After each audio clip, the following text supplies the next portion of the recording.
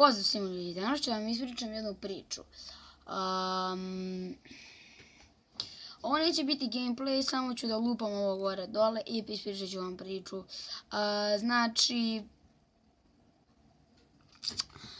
Danas kada sam se vraćao iz škole, jedan moj drug koji je bio debil je napao mog drugog druga. I onda su se pobili. Onda nas je rastavila učiteljica. Onda smo mi otišli, kako se zove, kući i moj drug opet njega napadne. I oni se pobiju i ovaj ga ošine ključem i ovaj njega pesnicom i gurne ga ispod auta. I ovog za malo zgazi auto preko ruke i noge.